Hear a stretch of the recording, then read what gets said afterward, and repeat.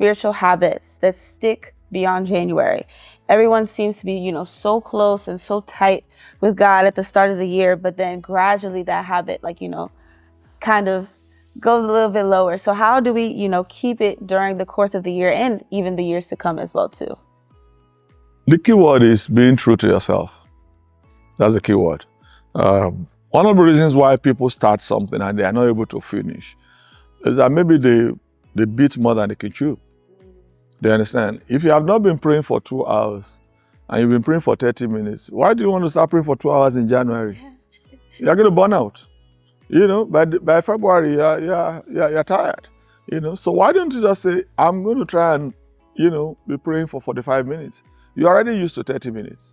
So another extra 15 minutes is not going to be that weighty as well, on you.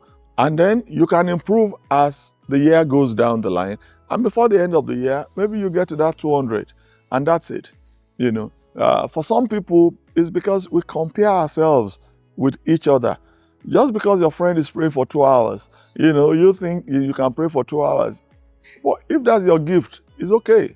You understand? Celebrate your gift, express yourself in that gift and all that. I can aspire to be like you, but I'm not going to aspire to be it overnight. You understand? So that I don't burn out. So what do? Consistency and being true to yourself. The little that you want to add, be consistent with it. Be consistent with it. Be consistent with it. After a while, it gets into your habit, because it is what we do daily that we eventually become.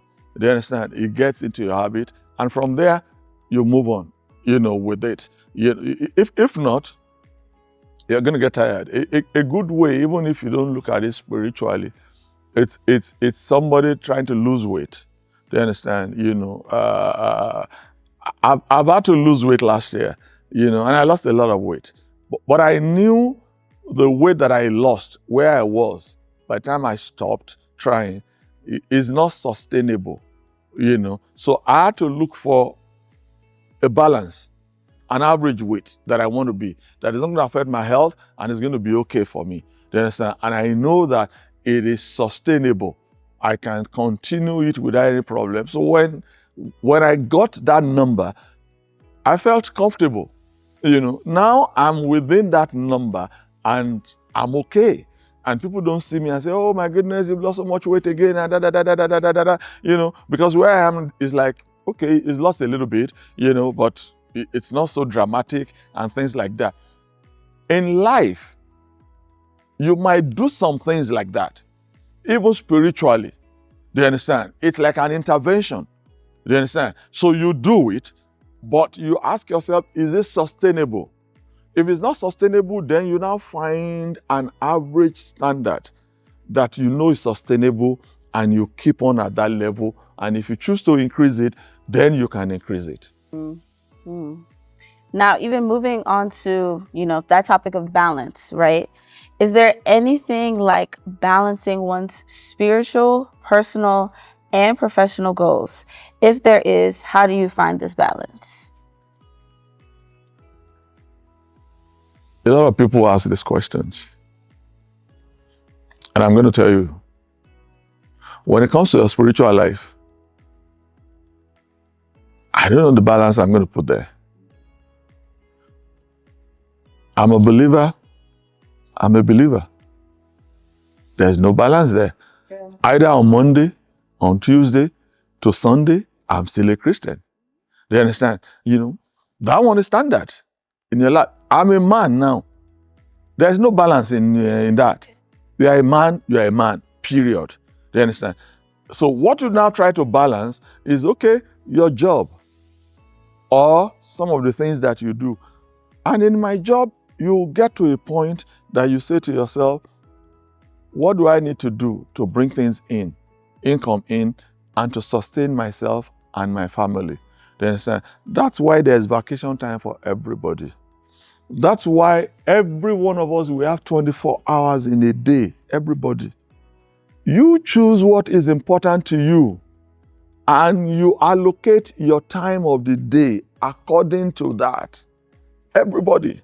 But some people will allocate so much time for video games.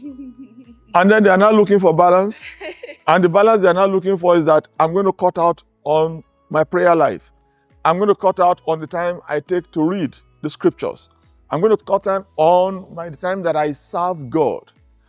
Those for me are non-negotiable.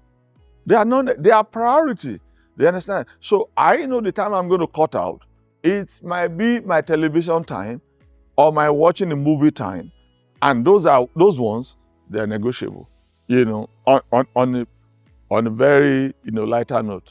Yesterday, the Ravens played.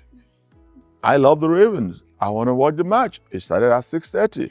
Prayer was going to start at 7. I watched from 6:30 to 7. By the time it was 7 and prayer started, my TV was on. I put it off. You must be able to determine your priority, because I know that if I put my TV on and I say I'm praying online, I'm just deceiving myself, because I'm not going to concentrate on the prayer. I'm going to be watching the TV, and you cannot serve two masters at the same time. So you have to make up your mind which one you want to do. So the balance there, I say to people, is that choose your priority and follow that priority. And then every other thing you can allocate time for, based on how important they are in your life. If you love what you hear, continue to like, comment, subscribe, follow us on Insights with PT. This year, we're talking all about new things, and the topics are going to get even better.